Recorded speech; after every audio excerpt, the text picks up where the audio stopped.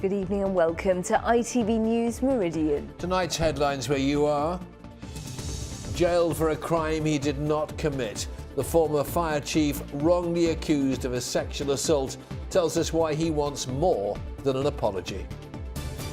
How the kindness of a community meant this little boy from Southampton could finally leave hospital and go home. Also tonight, it was the most watched programme on TV last night. How the Broadchurch effect is being felt in Dorset. And it's the food that you just have to flip, but there was nothing flat about this year's Pancake Day celebrations.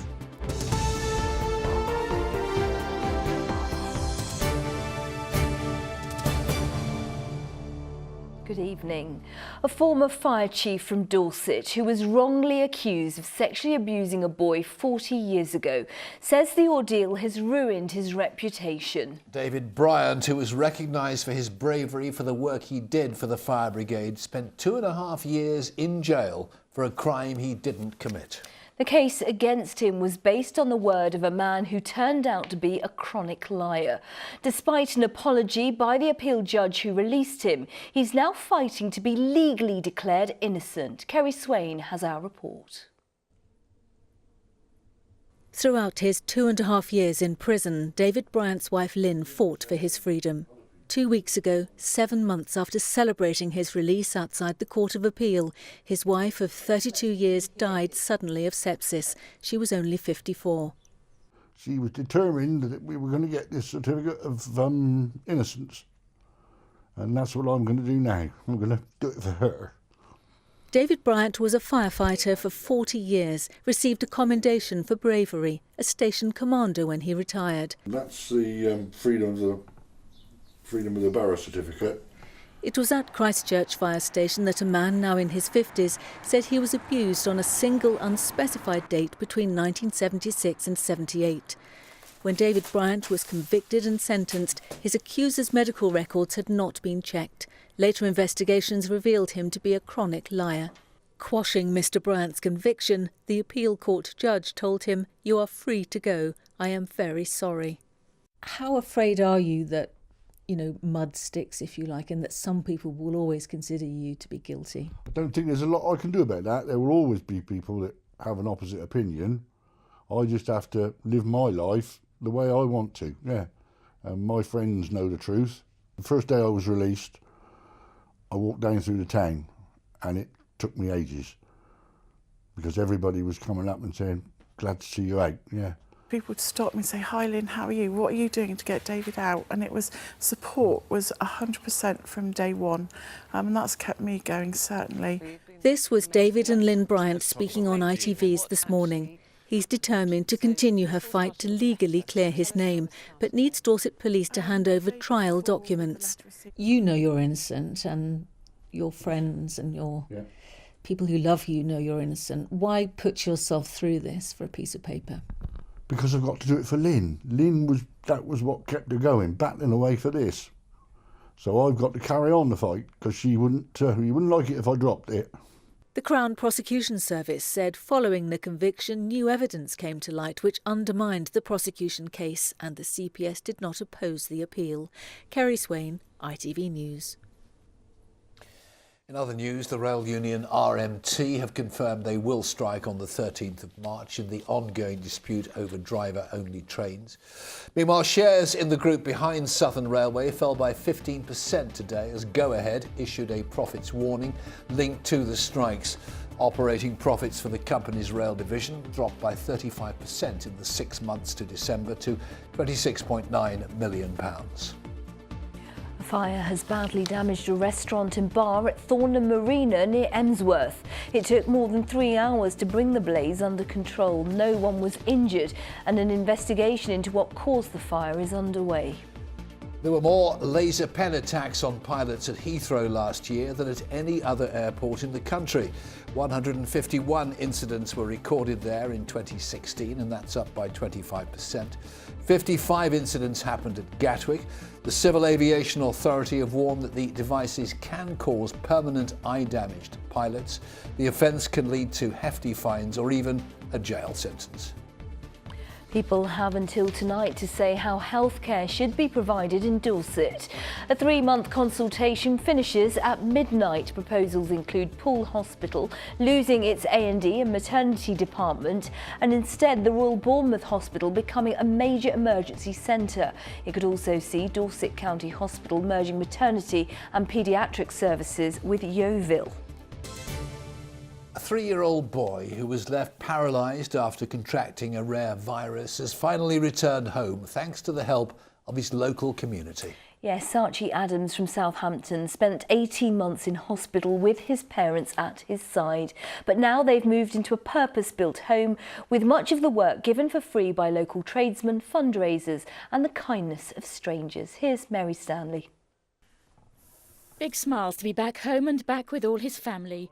3-year-old Archie Adams has spent the last 18 months in hospital, battling a devastating virus. While his parents lived in hospital accommodation, his 2 brothers were cared for by family. Now they're back together in a specially adapted home in Southampton. Archie now has his own bedroom and bathroom downstairs. All doors are wheelchair friendly. We have hoists in the ceiling, so Archie can be with the whole family all the time. We've had some amazing people out there who have all donated their time, building materials, just to get us home. Archie was taken ill after a visit to the park in 2015. He stopped breathing and spent days in intensive care as doctors battled to save his life. He'd contracted a rare virus called transverse myelitis, which damaged his spine, leaving him paralysed from the neck down. He now has a pacemaker and is on a ventilator. Early days were hard because we didn't know if he was going to make it or not. But then as the time went on, it's a different kind of hardness because you've got to learn to adapt and to look after Archie because we're not nurses, I'm just a mum. And how is he doing? He's doing really well. He has a little voice which he's trying to say some words, and he's such a happy child. His family's story touched the heart of the community, with many builders and tradesmen working on the home for free, and thousands being raised by donations, grants and special events. My children are very healthy, and I look upon this and think, well, actually, there but for the grace of God go I, effectively. It's been an amazing thing to be involved with. It's quite intensified, but yeah, we got there and Archie's in. He's touched all our hearts and we're glad to give a bit back. All the electrics were done for nothing. All the decorating was done, painting, all the plastering, all the dry lining, all the chippy work, all the flooring. No one complained about, they had to give up their money or whatever. And that's the good thing about it. Everybody had a heart. Archie now attends a special school in Southampton. His parents have been told he may never walk again, but they refuse to give up.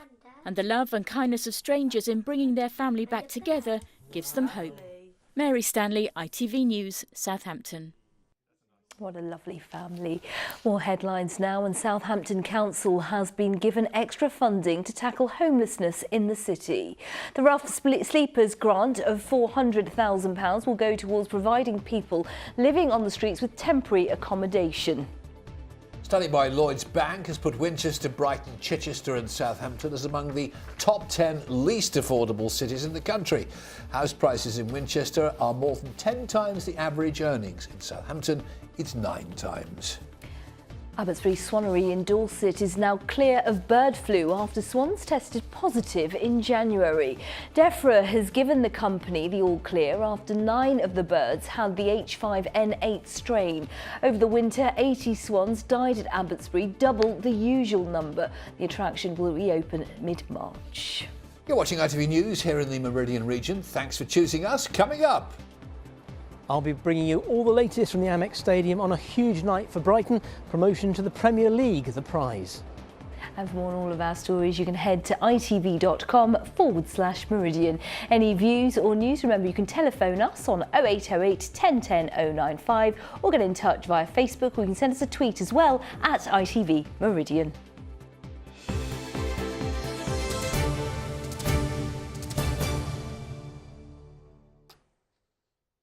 Dairy farmers here in the south are having a hard time of it. Almost 1 in 10 of them have gone out of business in the last 2 years. Low prices in the shops mean they are not making the profit they need to make their businesses viable. And with the uncertainty of the market after Brexit, the future looks more and more worrying. Our reporter Ken Goodwin's been to one farm where they are determined to keep going but want more help from retailers. Jenny Hobbs is proud of the herd that she and her husband have built up over the years. 12 years ago we started crossbreeding our black and whites onto the brown Swiss, and I think it was a good call because they're a stronger animal, more hardy. They still give good amounts of milk, but they are good at converting forage to good quality milk. But Jenny fears for the future of her industry. It's been a long downward spiral. And it has broken too many family farmers now. We cannot have this situation happen again, and people do say to me that you have to get used to, and this is expert speaking, you have to get used to these cycles of high-low milk prices. We are not going to keep getting used to that. We shouldn't have to get used to that. This is a product that everybody uses every day of the year. You know, yogurt, milk, cheese, butter, we all use it, and we produce it humanely, kindly, nicely here, and we love what we do, but we don't love it when we're making a loss. Dairy farming in England and Wales is in steep decline, down from over 14,000 in 2005 to under 10,000 by last year. In the past, we've seen farmers giving up, auctioning off their herds and equipment and diversifying into other types of farming. But often it's something that they're forced into, unable to make a profit because of the dismal prices they get for their produce. As dairy farmers, just the devaluation of what we do and the feeling that we're just so low down on in the pecking order. We produce this milk from scratch. It's a lot of blood, sweat and tears, and we are receiving the least. It used to be that we would produce the milk and get paid the most. Now it's the retailers taking the bulk of that profit.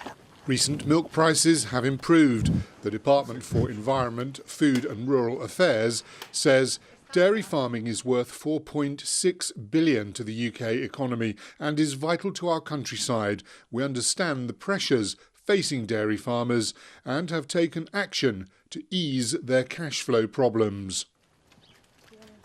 Jenny and many of her farming colleagues will be hoping this year that the milk keeps flowing at a price which means they can make a living. Ken Goodwin, ITV News.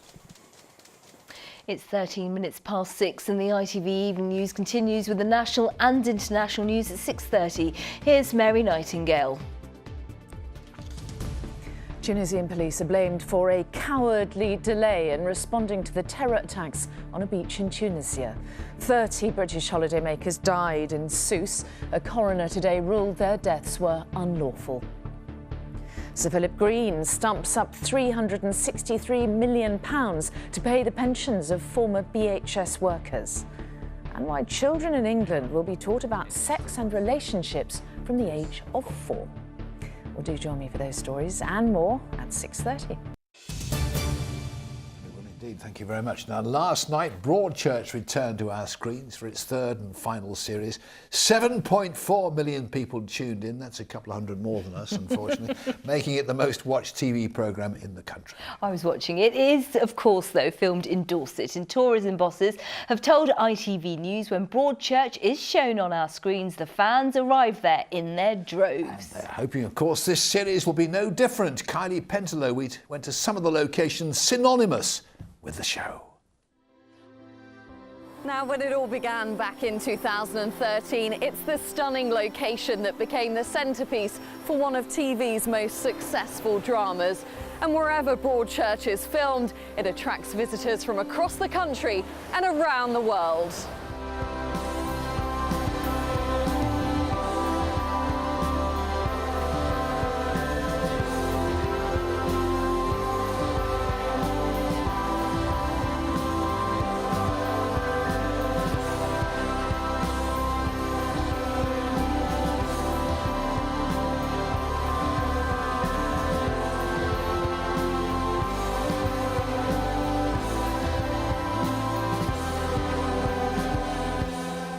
There are now Broadchurch tours here in West Bay, where people might hope to catch a glimpse of the stars, or even sit in the very spot they did.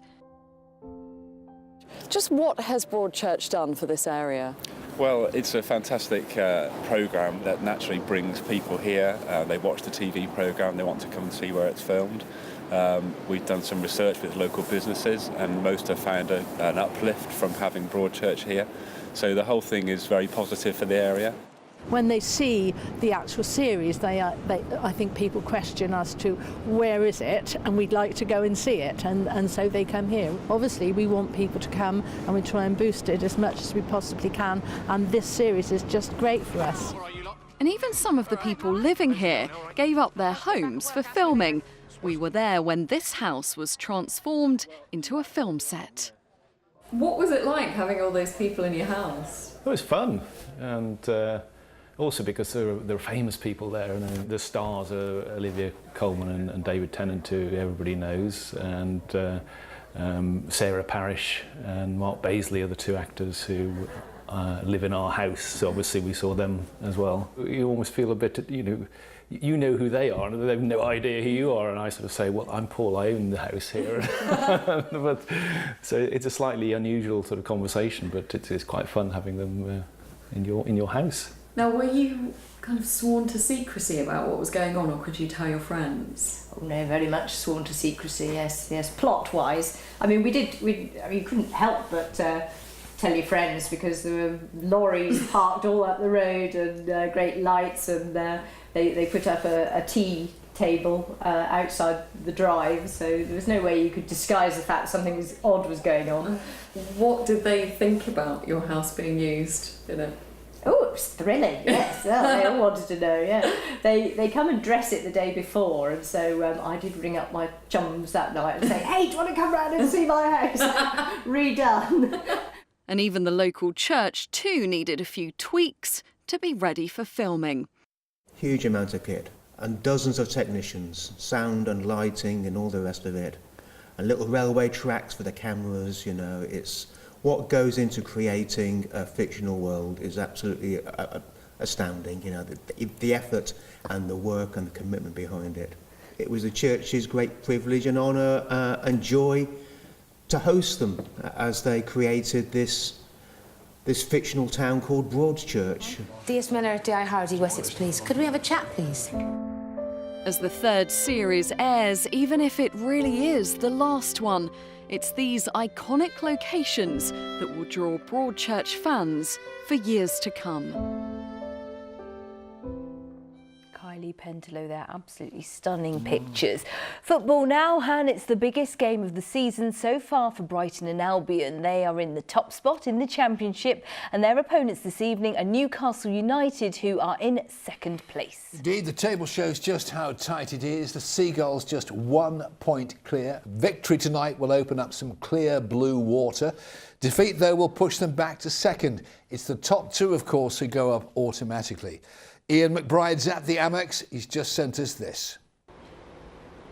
Well, they say it's tough at the top. Brighton wouldn't be anywhere else. After repeated failures to get into the Premiership via the playoffs, they want to make sure there are no mistakes this time. And for the two clubs that go up automatically, a massive prize at the end of it. A place in the Premiership next year worth something north of £100 million. And there's a bit of extra spice tonight for the Seagulls manager Chris Hughton. He was, of course, in charge at Newcastle United when they went back to the Premiership in 2010. And the North East club rewarded him by sacking him when they were in 12th place in the top division. He says, though, Brighton are playing some of their best football of the season. I think the last two games we've been very good. We've had periods in the season where perhaps we haven't been at our best and managed to still, get some results. And a very special game here this evening for Steve Sidwell, the former Reading player, making his 350th league appearance. So a very special occasion for him, as well as the 30,000 who'll be packed into this stadium. Newcastle, there could be an advantage here for Brighton because they're minus one of their key strikers, Dwight Gale. He's out also with a hamstring injury. Lots of football action elsewhere. Struggling Swindon, third from bottom in League One. They take on improving Gillingham. And in League Two, Portsmouth could go into the automatic promotion place places tonight. That's if they can beat mid-table Morecambe. Crawley also playing the first of 3 home games in 8 days. They take on 6th placed Exeter. Lots of Newcastle fans already here. They've been in town, they've been in the city, taking a little bit of early refreshment, no doubt complaining about the quality of Southern ale. Most Seagull supporters will be hoping that by 10 o'clock tonight, that's the least of their complaints. Ian McBride there, the best of the action, the goals on our late news. Now it's Shrove Tuesday. That means in homes right across the country, frying pans are busy flipping pancakes. Well, it also means the return of a hardy annual, the Pancake race. Yes, races have been taking place in towns and cities right across our region, and as Phil Hornby now reports, there was nothing flat about this year's celebrations. He begins his roundup in Westminster. 3, 2, 1, go! The chaos that is the annual charity race between Lords, media and MPs, captained this year by the Minister for Sport. You're the sports minister, you talk a lot about integrity in sport. I mean, over the years I've seen an awful lot of cheating, mostly by the MPs at this event. Well, I don't think you will see any cheating from the Commons team today. We'll see. We will see. And needless to say, almost straight away, our camera caught illegal use of the left hand by Tim Lawton, the MP for East Worthing and Shoreham. Much better behaviour elsewhere. This was Wimborne in Dorset. It is a very popular little event, incorporating all sorts of things from dogs to wheelchairs, from toddlers to adults.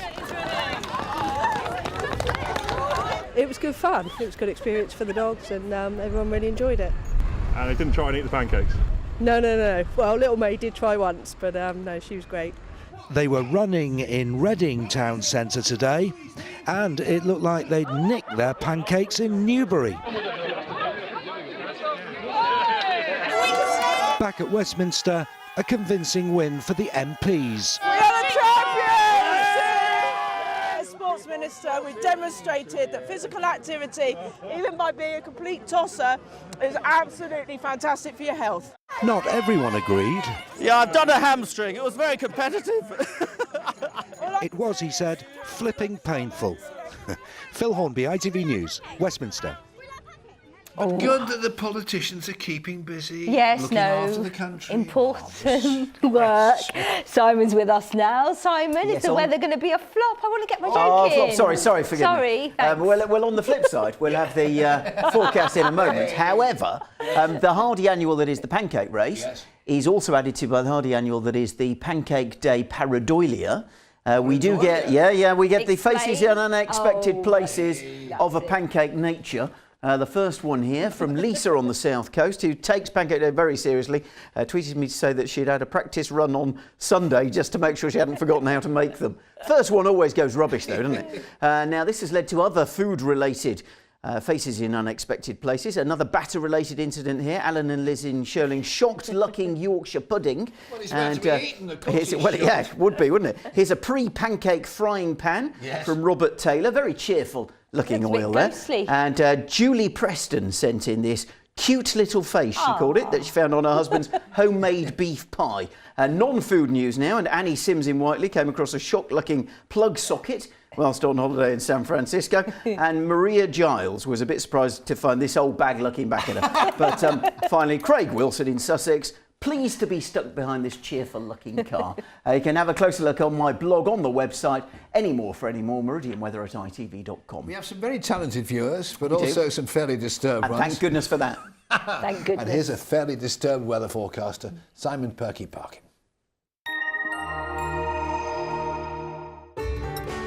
From blizzards to pool, driving through Europe. Eurotunnel the Shuttle sponsors ITV Meridian Weather. Well, now, meteorologically, tomorrow is the first day of spring. Still plenty of spring-like things happening across the region. The snowdrops at Welford Park looking particularly good at this point in the year. However, the weather is still staying unsettled. Basically, we've got the jet stream sitting right on top of us for the rest of the week, and that means it's going to drag in the low-pressure systems, and with them come the weather fronts and the rain and the strong winds too. So nothing is going to change as we near the end of the week, apart from it's not going to be quite quite as cold as it has been so far. Certainly for tonight, we've got some showers working their way eastwards through the first part of the night. Still a risk of something a bit heavy till we get to the early hours. That's when things turn a bit drier. Clear spells developing too. Those strong winds that we've had all day still with us through the night should help keep the temperatures above freezing, but still getting down to around 2 or 3 degrees. So perhaps a touch of frost for first thing tomorrow morning. And if you're up early, it'll be bright and dry, but fairly quickly up from the south we'll see the clouds start to increase, and then we'll see the next lot of rain push in as well. Most of that rain light and patchy, perhaps an odd heavier burst as we head into the afternoon. But look at those disappointing temperatures. Again, 7-8 degrees below average for the time of year, and the winds are going to strengthen too, getting quite gusty gale force gusts along the coast around the Isle of Wight as we near the end of the day. As for your high tide times, well, you can see in Portsmouth just before 1 in the morning, then around 1:10 in the afternoon, and then Thursday, thankfully a better day. Certainly a lot of dry weather around, mostly cloudy, some bright spells, temperatures back in double figures. Eurotunnel the Shuttle sponsors ITV Meridian weather. In just a moment, we've got the ITV Evening News with Mary Nightingale. I shall have the late ITV Meridian news for you. Don't miss it if you can possibly stay up. But for now, from the team here at ITV Meridian, It's not that late. thanks for 11 watching. o'clock. Take care. Bye-bye. Bye-bye. Yeah.